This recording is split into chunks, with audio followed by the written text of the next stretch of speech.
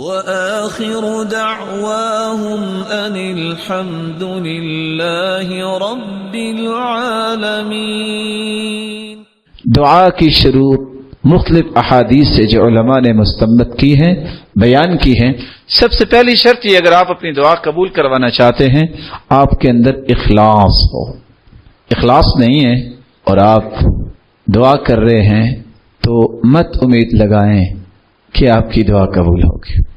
دوسری اور تیسری شرط، دعا کرتے وقت جلد بازی نہ کریں۔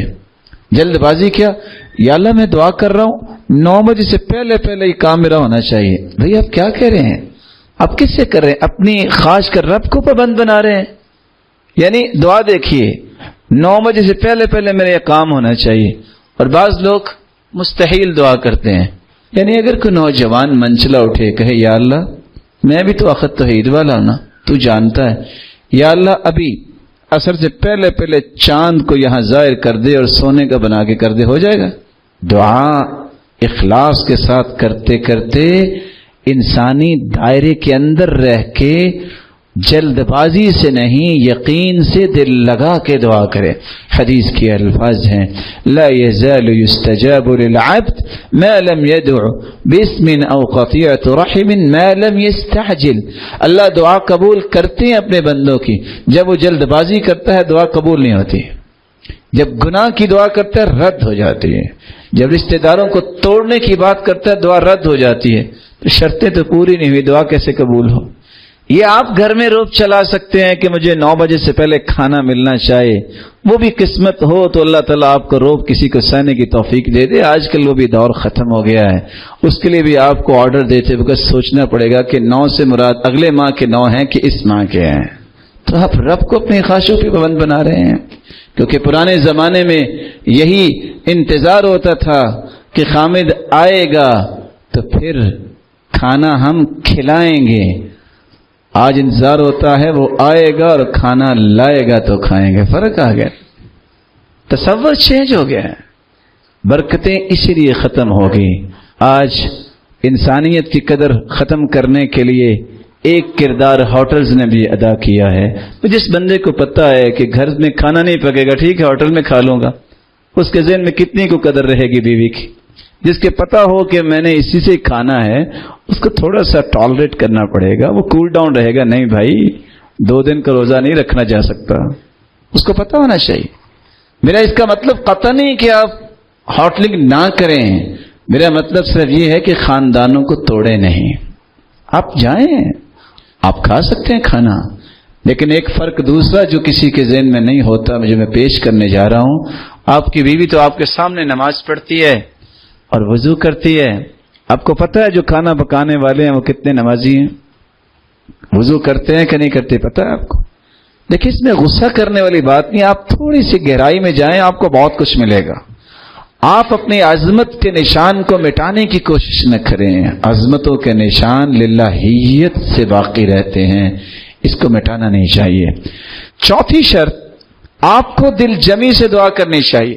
میں صرف سمجھانے کی غرض سے، کسی کی توہین مقصود نہیں ہے، آپ ایک لمحے کے لیے میری طرف دیکھیے گا۔ کیا اس طرح کی دعا جو حدیث میں آتی ہے ان اللہ لا يقبل دعاء من قلب غافل لاہن، غفلت کرنے والا دل، لاپرواہی کرنے والے دل کی دعا قبول نہیں ہوتی۔ ہاتھ اٹھے ہوئے ہیں اور ساتھ دیکھ رہے ہیں کتنے پنکھے ہیں۔ ہاں گھر میں بھی دعا ہو رہی ہے، اے ذرا پانی لے کے آنا، بھی آپ تو اللہ سے کلام کر رہے تھے۔ آپ چائے لا کے رکھ دینا، میں لیٹ ہو رہا ہوں، بھی اللہ سے آپ کلام کر رہے ہیں، آپ کو چائے کی پڑی، پہلے چائے پی لیں پھر آپ۔ غفلت، لاپرواہی جو کرنے والا دل ہے اس کی دعا قبول نہیں ہوتی۔ غفلت دور کریں، آپ ارتکاز کریں اپنے رب سے ہم کلام ہو رہا ہو۔ اس طرح کی باتیں آپ جو ہیں وہ محترم اور معزز عدالت کے سامنے کر سکتے ہیں، جو ہم کے لیے قابل احترام ہے، ہم سب کے لیے عدالتیں، لیکن عدالت کے سامنے کھڑے ہو کے ایسے کو کر سکتا ہے کہ جج صاحب آپ سے مخاطب ہوں، جی بتائیں کیا ہے، تو آپ دیکھ رہے ہوں یہ پنکھا پتہ نہیں کون سا ہے، کیا کہیں گے؟ آپ کو گواہی کی بجائے مہمان بنانے کے لیے فوراً آرڈر جاری کریں گے، کہ مہمان اچھا مجھے لگا ہے، اس کی میزبانی کا حق ہمیں حاصل ہے، تو ان کو ہمارے پاس مہمان کے طور پہ چھوڑ دیں۔ اللہ کے سامنے آپ بیٹھے ہیں، اب اللہ سے ہم کلام ہو رہے ہیں، دل لگا کے دعا کریں۔ پانچویں چیز، رسول اکرم صلی اللہ علیہ وآلہ وسلم پہ جب تک آپ درود نہیں پڑھتے دعا میں، آپ کی دعا قبول نہیں ہوتی۔ دعا قبول نہیں ہوتی جب تک آپ درود نہیں پڑھتے۔ دعا آسمان تک پہنچتی نہیں ہے جب تک آپ درود نہیں پڑھتے۔ تو جو شخص درود نہیں پڑھتا اور امید لگا کے بیٹھا ہے، اور کس چیز کی امید لگا کے بیٹھا ہے؟ چھٹی بات، جس کا مال حرام کا ہے اس کی دعا قبول نہیں ہوتی۔ یہ کیسے ہوگا کہ انسان حرام مال بھی کھائے اور دعائیں بھی قبول ہو جائیں؟ شریعت چینج نہیں ہو سکتی۔ میں لمبی حدیث کی 4 باتیں آپ کے سامنے دوبارہ سے پیش کر دیتا ہوں۔ حدیث میں آتا ہے ایک شخص لمبا سفر کرتا ہے، صحیح مسلم کی روایت، لمبا سفر کرتا ہے، سفر کرنا، اشعث اغبر، پراگندہ حال ہے، اس کے بال بکھرے ہوئے ہیں، بال بکھرے ہونا، یمد یدیہ الی السماء، آسمان کی طرف اپنے دونوں ہاتھوں کو اٹھاتا ہے، ہاتھ اٹھانا، یا رب یا رب، یہ 2 لفظ بولتا ہے، اے میرے رب اے میرے رب۔ 4 باتیں حدیث میں آتا ہے جو سفر کرتا ہے، دعوت المسافر لا ترد، مسافر کی دعا رد نہیں ہوتی، ایک بات۔ دوسری بات، رب اشعث اغبر مدفوع بالباب لو اقسم علی اللہ لابرہ، کچھ ایسے لوگ بھی سادہ ہوتے ہیں، بال بکھرے ہوئے ہیں، وہ قسم ڈال دیں اللہ پہ تو اللہ قسم پوری کر دیتے۔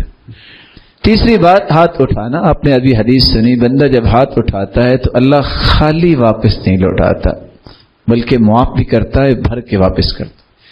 چوتھی بات، یا رب یا رب، حدیث میں آتا ہے جب وضو کرے 2 رکعتیں پڑھ کے رب اغفر لی، رب اغفر لی کہہ دے، اللہ فرماتے ہیں فرشتوں تم بھی گواہ رہنا، جو کچھ اس نے کیا ہے میں نے معاف کر دیا۔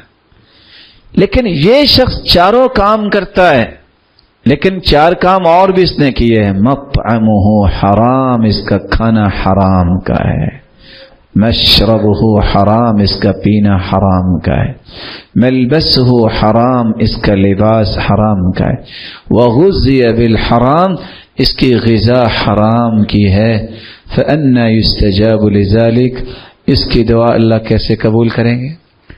تو حرام مال کے ساتھ میرے معزز اور میرے محترم دعا قبول نہیں ہوتی۔